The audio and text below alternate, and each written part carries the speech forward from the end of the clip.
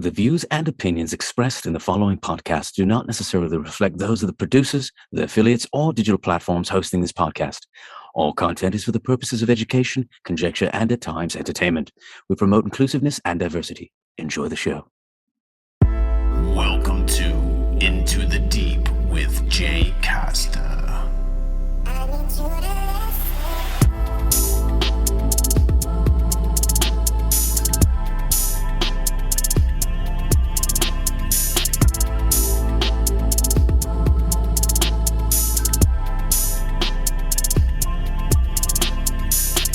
Welcome to Into the Deep.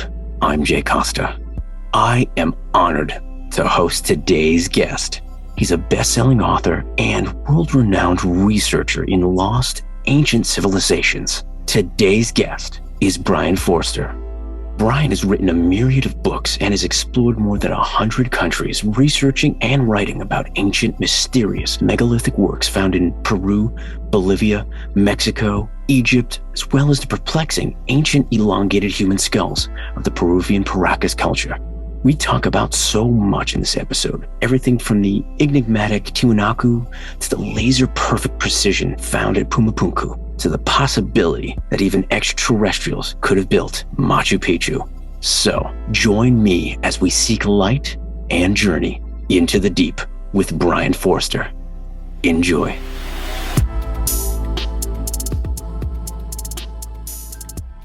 Brien, thank you so much for joining me here.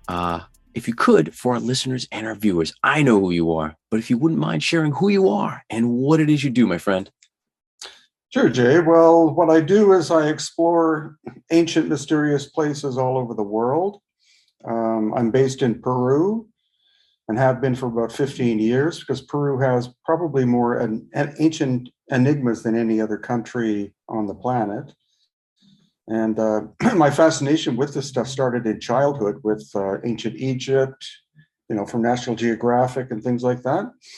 So, I've explored all over the world, and I've seen most of the ancient places that I've wanted to see, except I'd still like to go to India, which I haven't been to.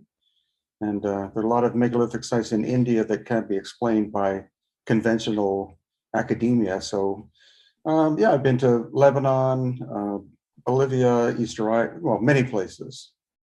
Right on. It's so fascinating because I can align with that. National Geographic just opened up my mind, from the magazines to even some of the documentaries and the shows. What got you here though? I mean, that's just like, you've done so much. And what that leap of faith, like what were you doing? Were you working an odd job and decided, I'm going to go do this? Well, it's a really long story, but in terms of Peru, I basically came down here to visit. And the first day that I was in the city of Cusco, I noticed that there are these megalithic stone constructions that didn't make any sense in terms of the Inca culture that supposedly built them, because they were a Bronze Age people. And these constructions are in incredibly hard stone like granite and so tight fitting that you can't fit a human hair in the joins. So the guide I had that day told me the Inca built all of it, and I said, that's impossible. And so I just kept coming back to Peru for like a month at a time to explore more. And eventually, around 14 years ago, I simply bought a one-way ticket, and that was it. Wow, that's incredible.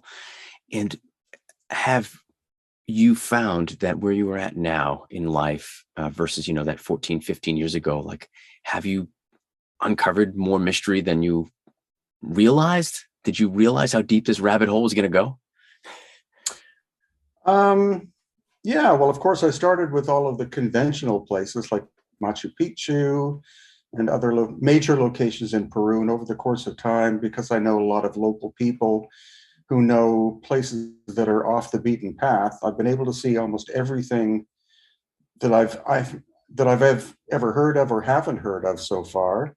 And it maintains my intrigue simply because there is more, I think, to see. Nothing probably on a profound level, but there's so many ancient sites in Peru that all of Peru is basically a giant archaeological site. No matter where you go, even in the middle of the desert, you can find anomalies that don't, that kind of defy what academics talk about. I'm actually very close to the Nazca Lines, which of course is a great enigma. It's about a 3-hour drive from where I'm at right now. Wow. No kidding. Wow.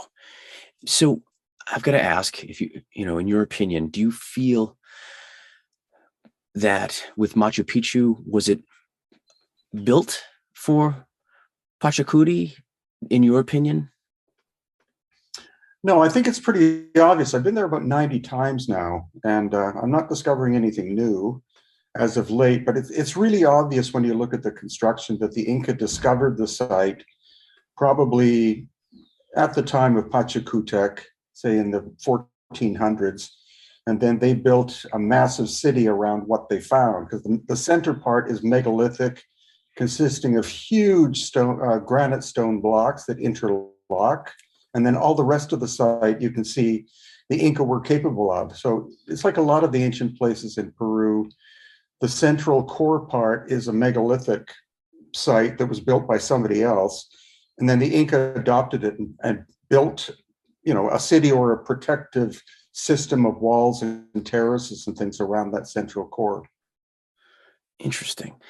And in your field, what's the overall consensus of like what who that culture was? I mean, we're talking almost 8,000 feet, right? If I'm not mistaken, don't quote me on that, but I mean, that's a pretty high mountain for, someone to say, hey, look, let's just build up here and be safe and do our thing and no one will bother us.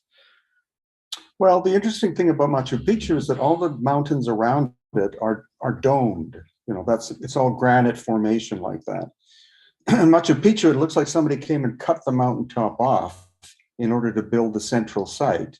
And then the Inca took advantage of that and, continued to build. Some archaeologists think that it was built in the course of 25 years, but Hiram Bingham III, who was the American who made it famous in 1912, he believed it took hundreds, if not thousands of years to construct because it's just so vast. Right on. And what are your thoughts as far as like how this came to be? In some advanced civilization or something else? Well, I think it was definitely an advanced civilization. Who they were, I still have no idea. Of course, some people would say it would be quote unquote Atlanteans. Whether or not Atlantis existed or not, we don't know. But I'm also open to the idea that it could have been done by extraterrestrials for some reason, that they came, they built. There was a massive global series of cataclysms that happened between 13,000 and 12,000 years ago, and that either wiped them out or they were able to leave. So I'm open to the idea that extraterrestrials have visited the Earth and left their footprint, mainly, in terms of stone construction that we still see to this day. Okay. And especially with Peru and then, like you said, with Bolivia, I mean, so close. And you're seeing a lot of the, similar things, whether you're talking like Tiwanaku and everything with these stone structures and precision stone cutting. I think that's just so fascinating about it. And like being there in person, like what was your first take on it the first time you saw it? Like what was your instinct or your gut reaction, I guess? At which location? Either or. I mean, because I'm just thinking my brain's going in so many places, just in that whole area. I feel like, do you see similarities between the stone structures in Bolivia and the stone structures in Peru? Or do you feel like there's a distinction between the two? And like, what were your feelings about them when you first saw either? Well, that's a good question, because it appears that whoever built Tiwanaku and Pumapunku could have been even more advanced than those who did the construction in and around Cusco, because the precision at Pumapunku is almost laser perfect, like perfectly flat surfaces, like a glass tabletop. Whereas in Peru, you have more polygonal work, different stones of different shapes and sizes, perfectly interlocking. So I think we're looking at two different civilizations. And then when you look at Egypt, I think it was at least a third, and then Easter Island probably a fourth. So there were probably multiple advanced cultures with different techniques and different approaches who maybe inhabited the planet at the same time, but maybe at different times, but definitely what we call pre-cataclysmic. And why would you say pre-cataclysmic? Is there something that indicates that it would be before something happened? Well, yeah, because there's a lot of growing scientific evidence that there were a series of global cataclysms that happened during what's called the Younger Dryas period, which is between 13,000 and 12,000 years ago. Major earthquakes, possibly a change in the axis of the planet, sea levels rising by 350 feet, causing mass movement of anyone living close to the ocean during that time period. And there were two major pulses in the rise of sea level, called Pulse A and Pulse B. One was possibly 200 feet in quite a short period of time. And then the next one was another 150 feet within that 1,000-year time window. We also see cataclysmic damage to all of the major structures, the megalithic ones, as in some massive force hit them and caused them to either break, or also we see signs of vitrification, which is the melting of the hard stone surfaces themselves. So I'm glad you bring that up, because with the vitrification, do you feel that that was part of the building process in any way, based on like what you can see, like more so in Peru? Well, yeah, actually, there are signs of that in the city of Cusco. There's one building called the Coricancha, and its construction is technically almost perfect. The stones aren't super huge in size, but they're so tightly fitting.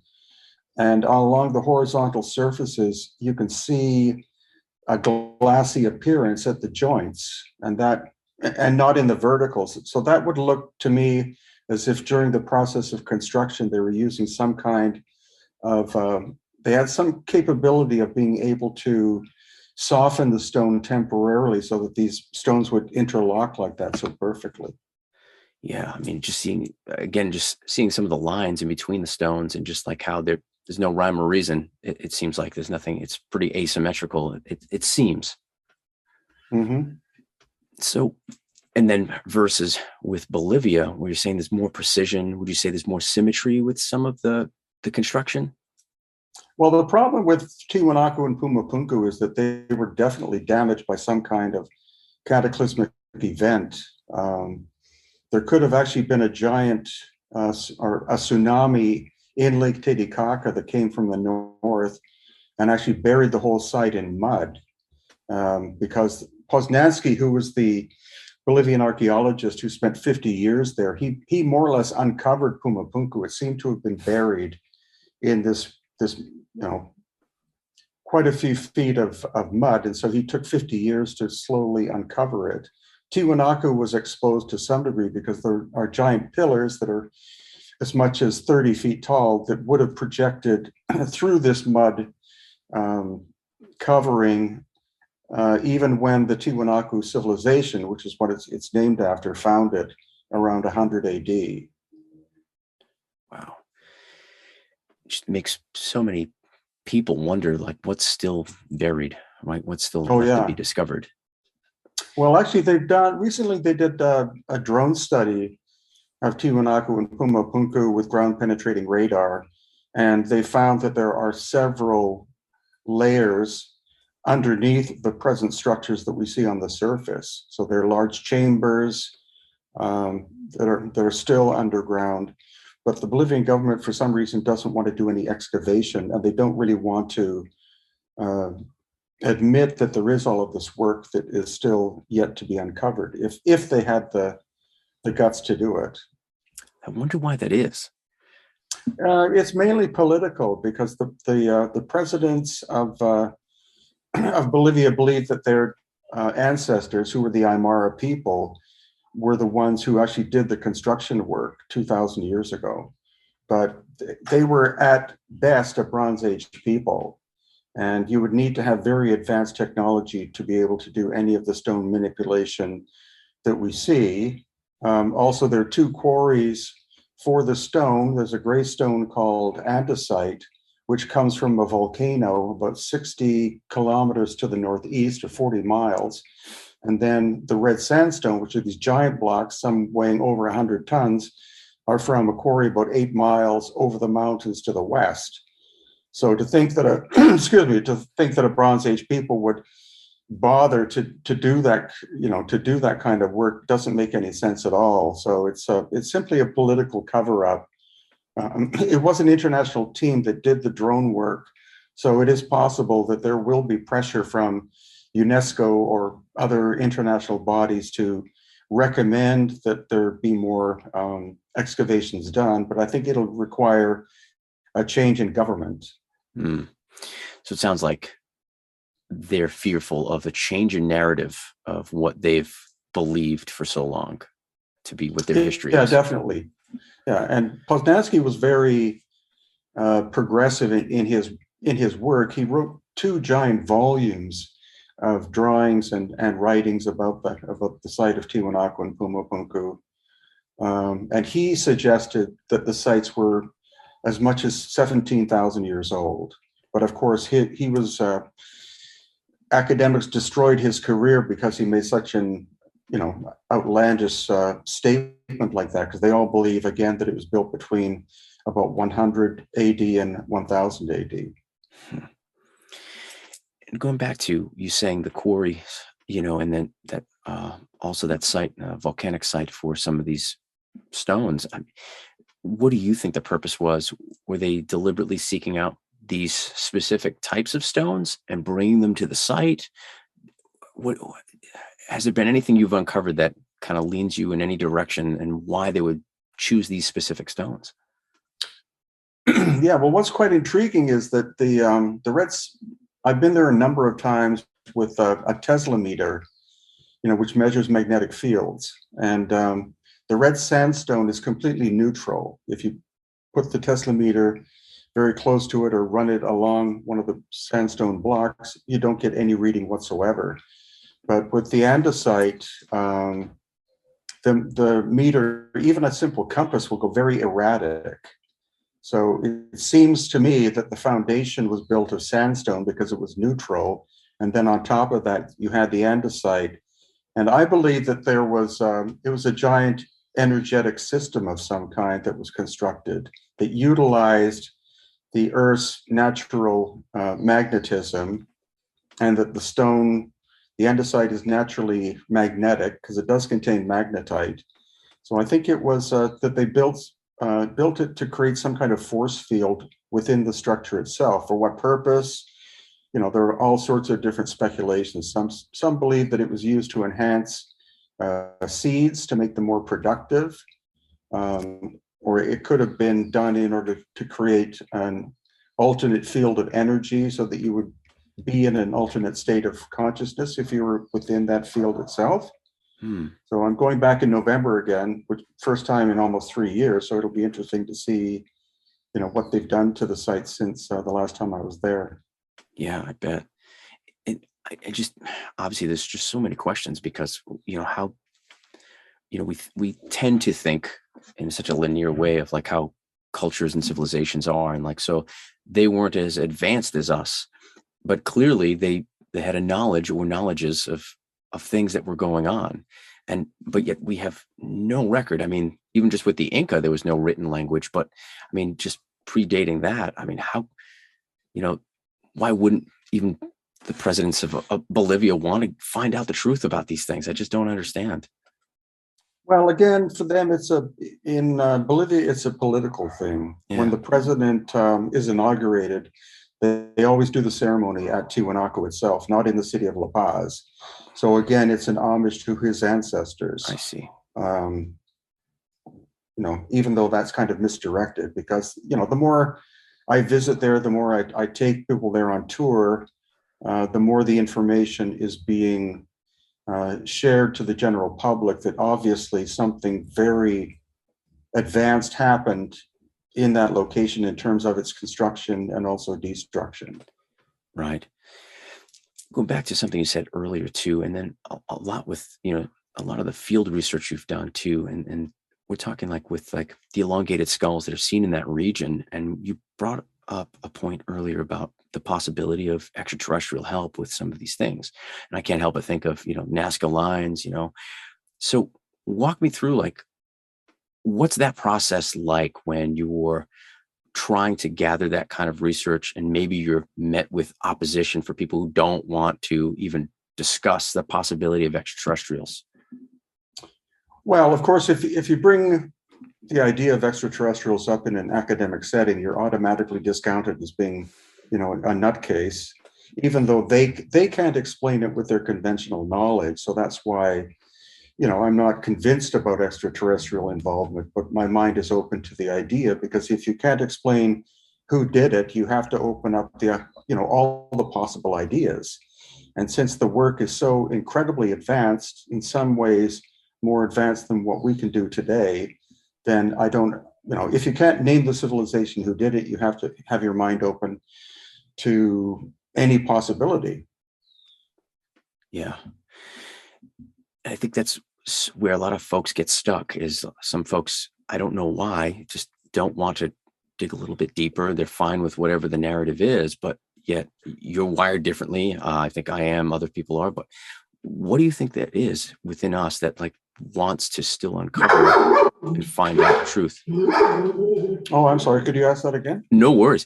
What do you think it is about an individual like yourself that wants to keep going a little bit further and uncovering more truth and to get to the bottom of it? Well, it's the pursuit of the truth. As I said, the first day I was in Cusco, I saw this obvious difference between what the Inca were capable of and what they weren't. And so that just, that drew me into exploring all of the sites that I could each time that I went. And eventually it became the most important pursuit for me to do, was to actually live in this area in order to be able to interact with local people who knew things that I didn't know, and I've learned from a number of different people who showed me sites that I'd never heard of, ancestral knowledge that I didn't know about, oral traditions that I hadn't heard.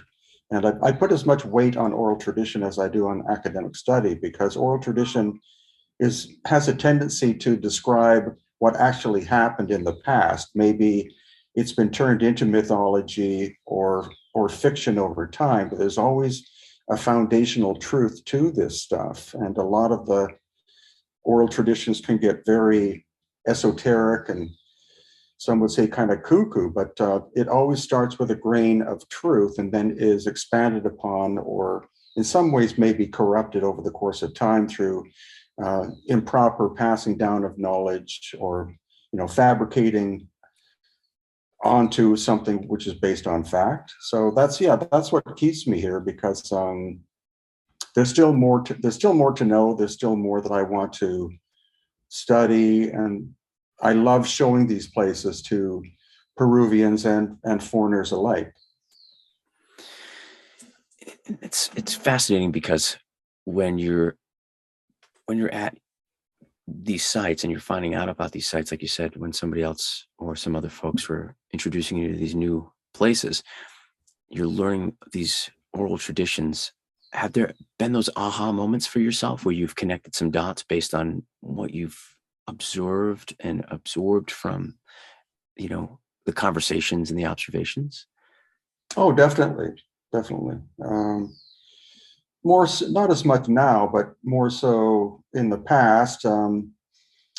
Probably my two best teachers. One is Teo Paredes, who's a PhD anthropologist who lives in Cusco, who knows far more than I will ever know, but he's been a great teacher to me, teaching me the original names of places, because the names that we know of these sites now are usually not the original name.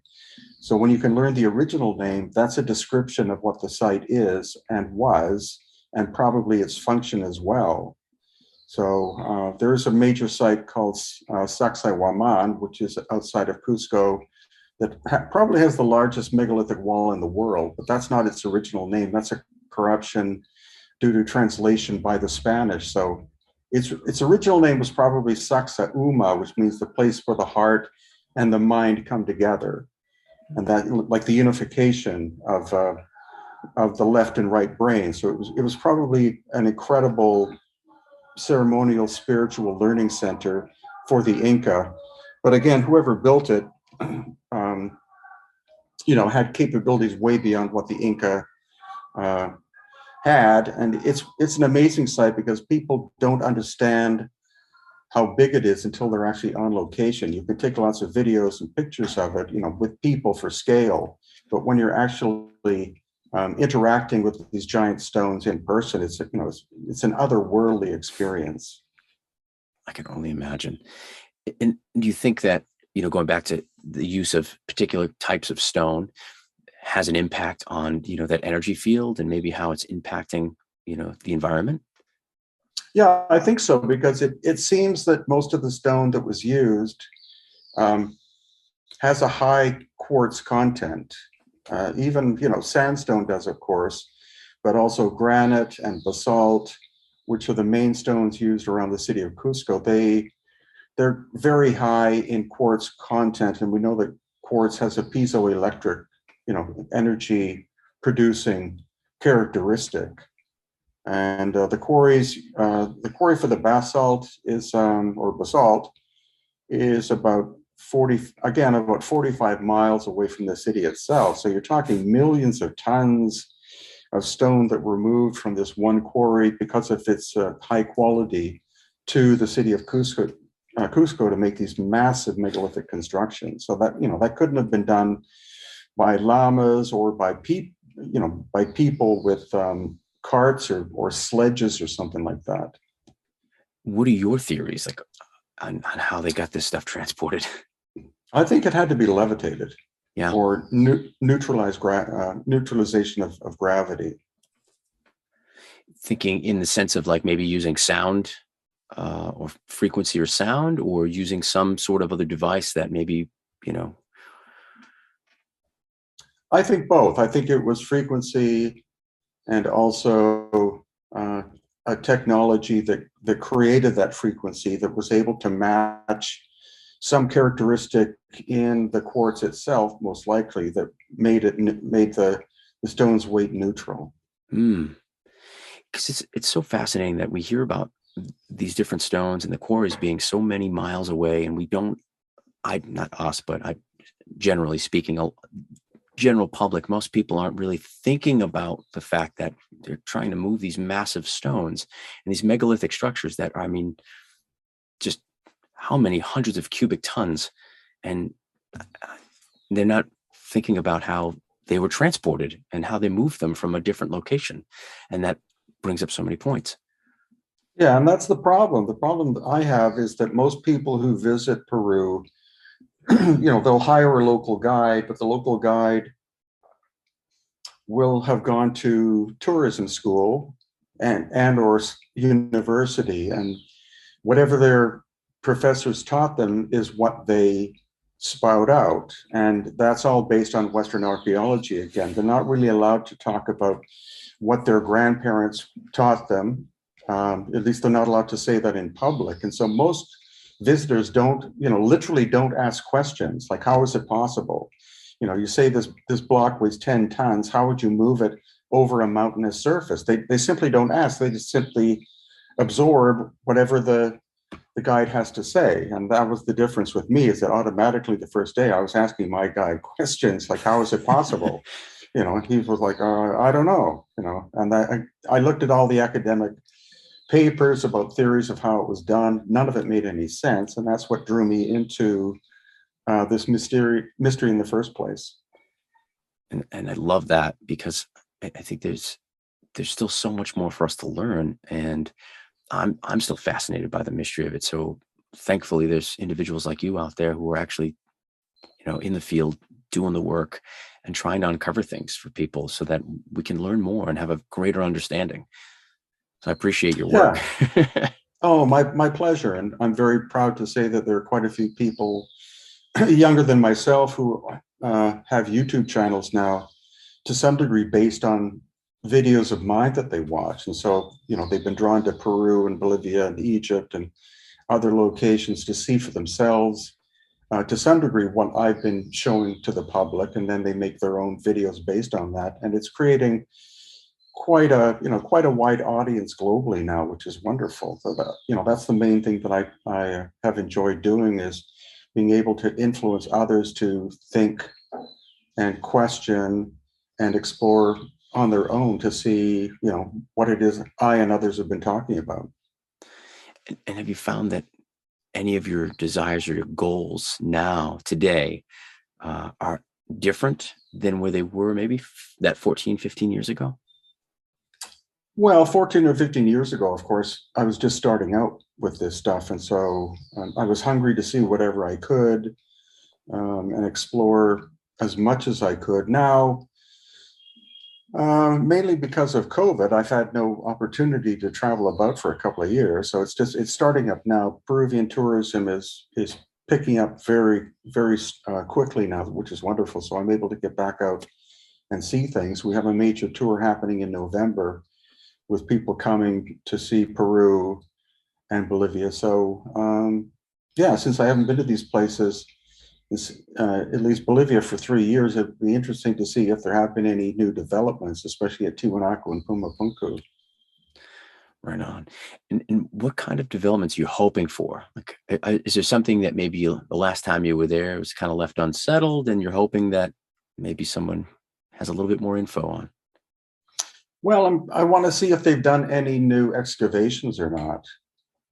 Lately, what they've been doing, probably the last 10 times I've been there, is that they've done excavations. They've exposed some major large stone blocks, and then I'd go back 6 months later and they will have covered them back up again. So that's kind of odd. Normally an excavation continues. You just continue to uncover and uncover and uncover. But again, I think that's due to government pressure that they're allowed to do an excavation and expose something, record it, but then they're told to cover it back up again. And in some cases, an additional 2 feet of material like stone and dirt has been added on top of what it is that they excavated. So it definitely seems to me that they've been covering up these discoveries. What's your hope for when you're doing your tours, your motivation, and like, what is your hope for that person going on that trip and that you guiding them through it? What's your hope for that individual and their takeaways, and like, what's your heart feel in that? Well, mainly to see what's become the obvious. We've done this for, again, the tour is probably for 14 years. So we've taken literally thousands of people to these locations, and not one of them has ever said, well, I believe the conventional academic story. They're all blown away because, again, to be there in person is different from watching a video or seeing a photograph or reading a book. There you have a 360-degree view. In some places, you can go up and look down on the location. So it's about 1,000 times more intriguing to be there in person than it is to read a book about these places. And everyone's always been in awe of what it is that they've experienced. Yeah. And I can just imagine that, like you said, pictures and video, they just cannot do it justice. Yeah. Can't. And with the alignments of everything, whether we're talking, celestial alignments and planetary alignments with some of these structures, what are your feelings and theories behind the purposefulness of that? Well, a lot of them are aligned to the solstices or the equinoxes, to this day, especially the Inca constructions. But there are others that appear to be 23.5 degrees off the cardinal direction. So that leads me to possibly believe that the axis of the Earth changed probably around 13 to 12,000 years ago, that it went from one axis to another. And maybe the planet has done that several times over the course of hundreds of thousands, if not millions of years. We see that in Egypt too. We see very specific locations like Karnak that where the central causeway is 23.5 degrees off what it's supposed to be. So. And do do you feel like there's some correlations? I know we talked earlier about there being at least, approximately, maybe 4 different advanced civilizations.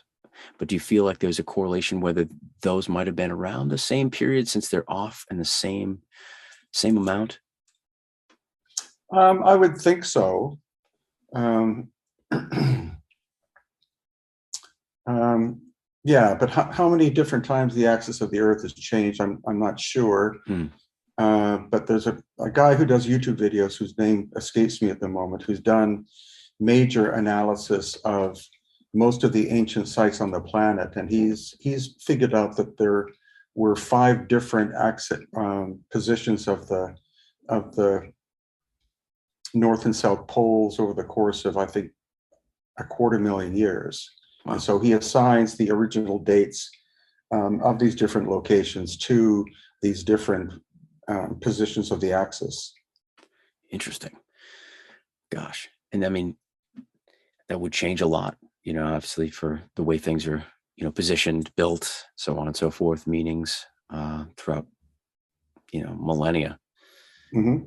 Why do you think it is that when we just kind of get this like glossed over version of the history of some of these places, even just in the Western world, we don't really talk about these ancient cultures from other continents and other countries? Mm-hmm.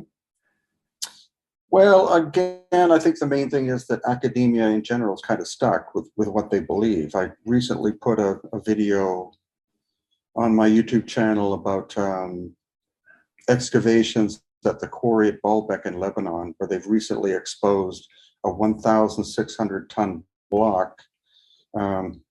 And most academics believe the Romans did all of this work.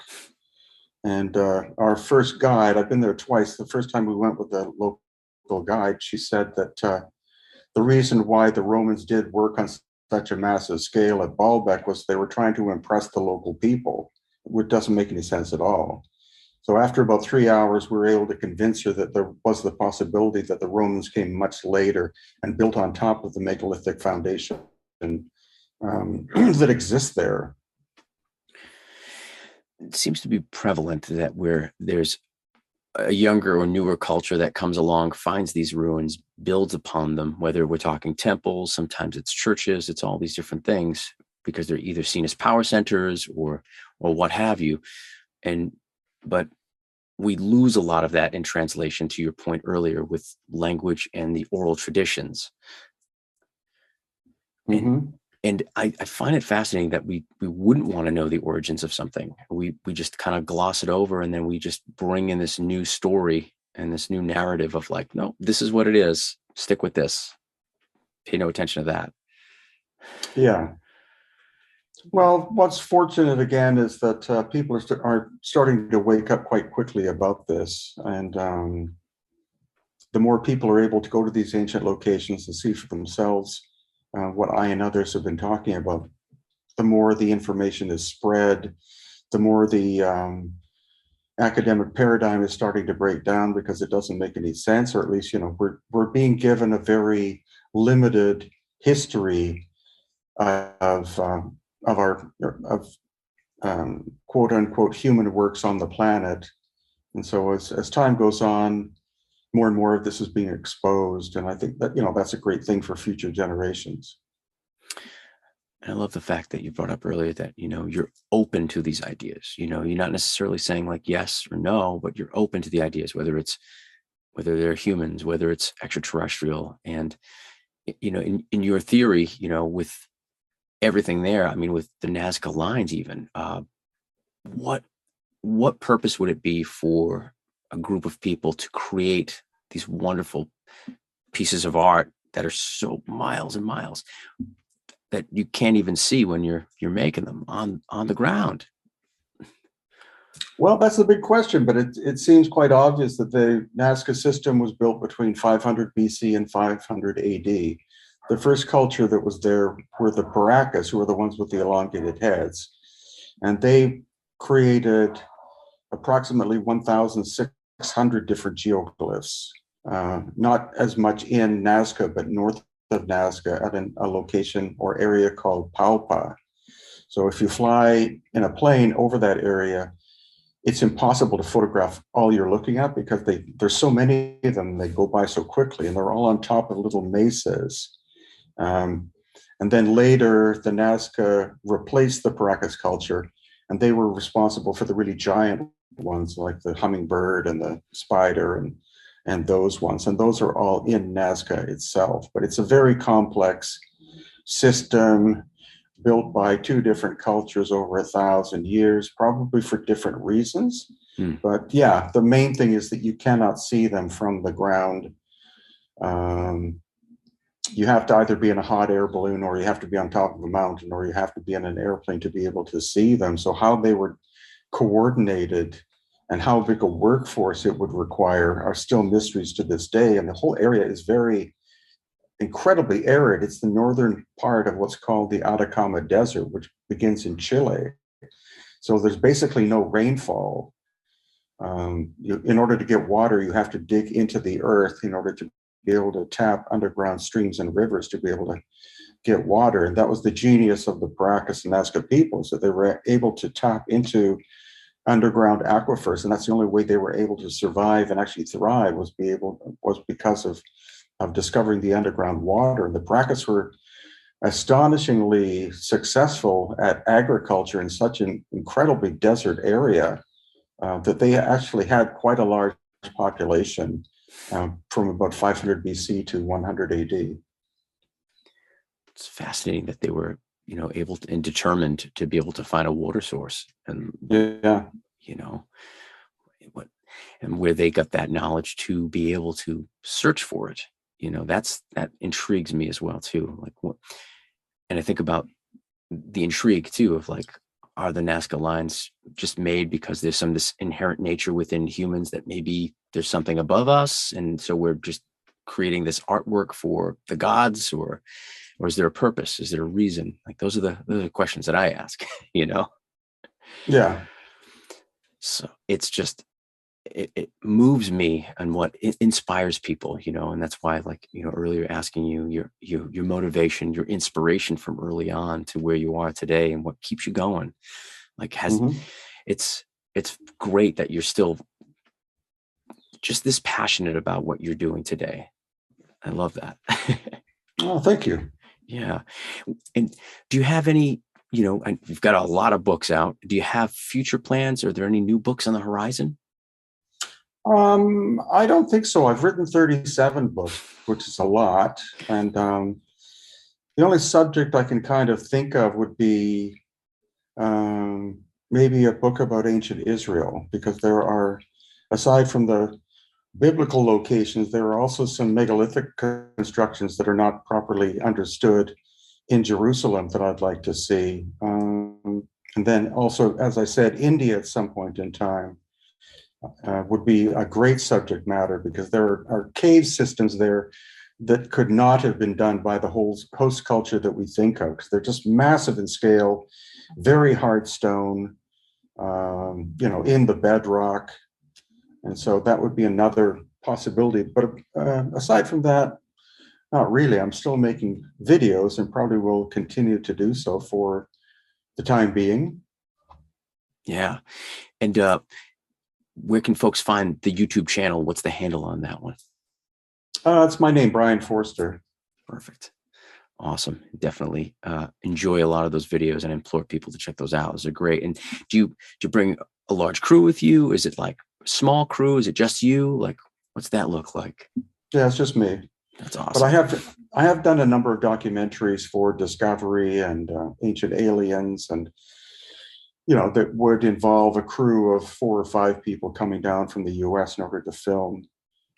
So I've done a lot of that as well. But yeah, in terms of my own work, it's just me, and trying to keep up with the technology as much as possible, because cameras are becoming smaller and more powerful, and especially the gimbal cameras, which are incredible for stability. Now you can pick them up for maybe $400, whereas in the past they would have been these giant things that would cost several $1,000s. So with the advancement of technology, things are getting smaller, cheaper and better, and also with drone technology, of course, as well. The first one I had was one, it's about that big. And now the latest one I have is about that big. And it's as they advance, they become smaller and a lot easier to use. The latest one that I got, you don't have to connect up to any apps or anything. It automatically does it by itself. All you have to do is push a button for it to raise itself off the ground, and then it just hovers there until you tell it what to do. And it can even handle up to 30-mile-an-hour winds being stable without, because it compensates for the wind. So, drone technology is absolutely amazing and incredibly useful for the work that I do. I would imagine. Geez, it's one of those things that you don't think about until you hear it, like how important that would be for for your line of work, having a drone, be able to get places you couldn't get to, get those shots. Oh, yeah. Man, that's awesome. And have you found that, like, at least now, having been away from it for a few years because of everything that was going on in the world, is there a new rediscovered excitement at all, where, like, you've had some time away from it, it's almost like, all right, I got to take a break that I didn't want from it, and so I just want to dive back in? Yeah, basically. Again, I haven't been to Bolivia for about 3 years now, so I'm very eager to see if anything has changed at the locations we've been talking about. I go to Machu Picchu probably about 3 or 4 times a year. Nothing is really changing there. There's still a lot to still be uncovered in the jungle. Nothing of major importance, but they're still finding terracing systems and things.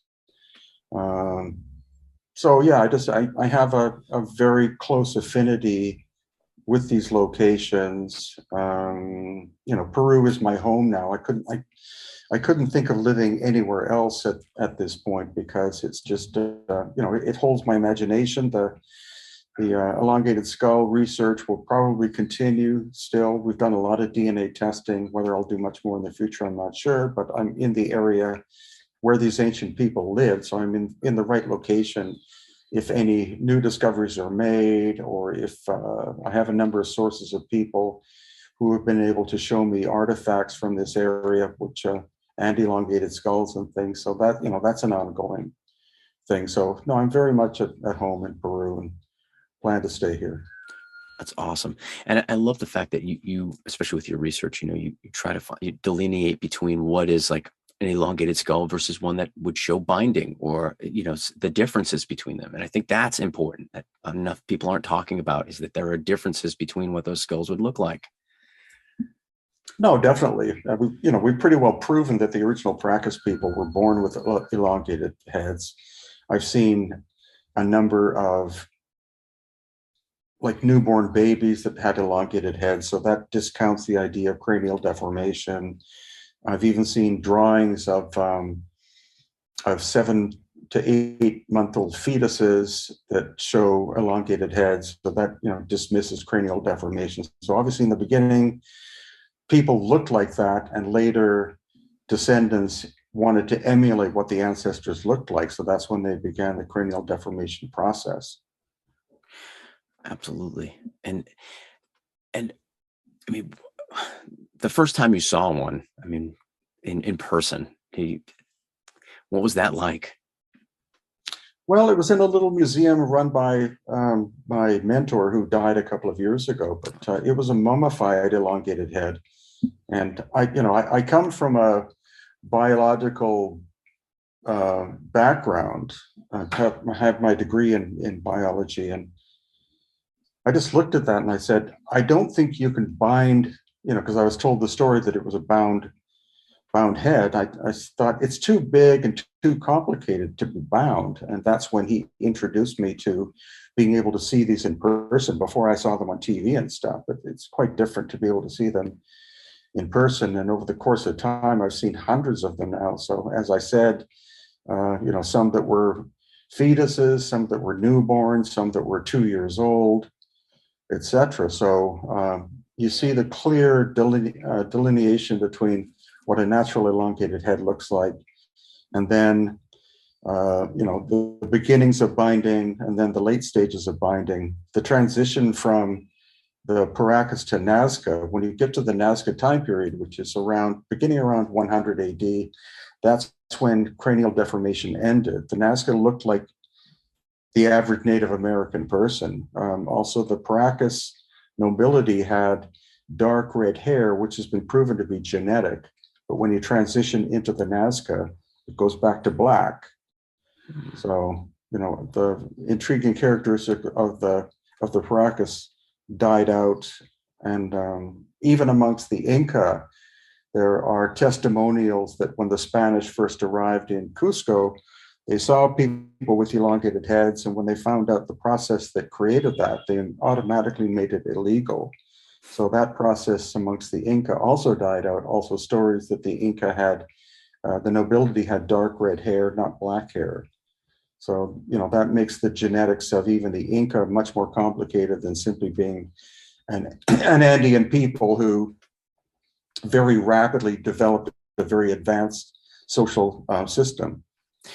Do you, in your opinion, do you think that there was some sort of, whether it was, human intervention or extraterrestrial intervention, where somehow, some way, these new genetics were, crossbred into, the existing indigenous people?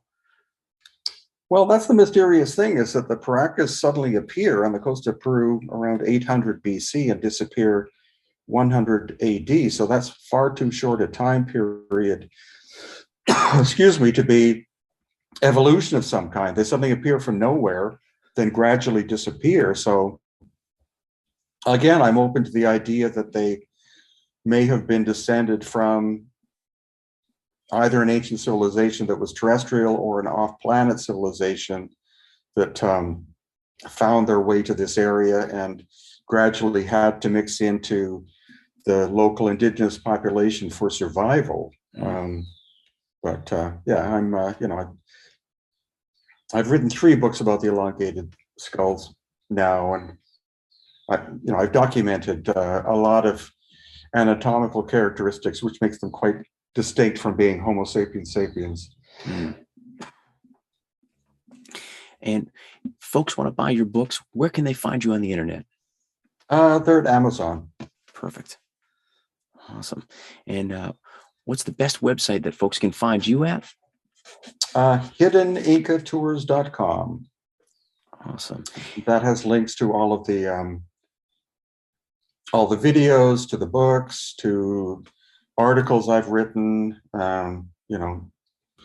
upcoming tours, previous tours, thousands of photographs that are free. Of course, all of the YouTube videos. I think I've got 2,300 and something YouTube videos, and of course they're all free. You can also buy them, excuse me, through Amazon Prime if you want.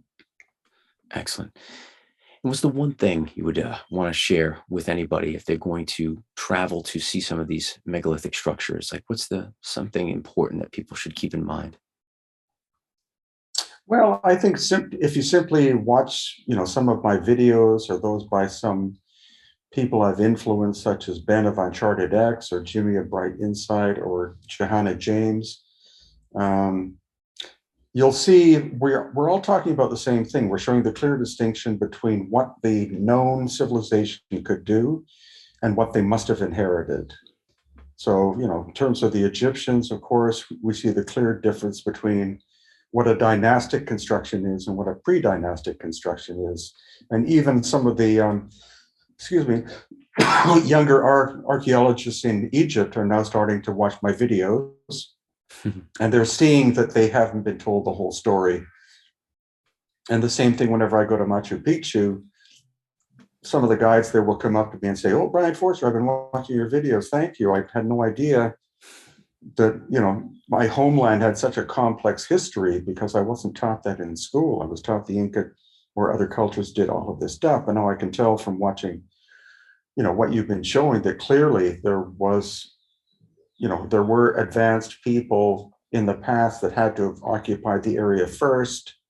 And then the Inca came and discovered the sites that they, originally found." And there you have it. I can't thank Brien enough for all his time, his energy, and just his decades of research and expertise. If you would like to find out more about Brien Foerster and some of the many books that he has, be sure to look up Brien Foerster on Amazon. Or if you're interested in taking one of Brien's tours, he's got a few coming up in 2023. So be sure to hit up hiddenincatours.com, and you can find Brien on Instagram at Brien Foerster. We will be moving to a bi-weekly format going forward, just to make things a lot easier and for you to get caught up on some of the episodes. So we'll see you in 2 weeks. Be sure to hit that like button. We hope you're subscribed to the channel, and comment below and let us know your thoughts on some of these ancient megalithic structures. Until next time, take care of one another and keep thinking for yourself.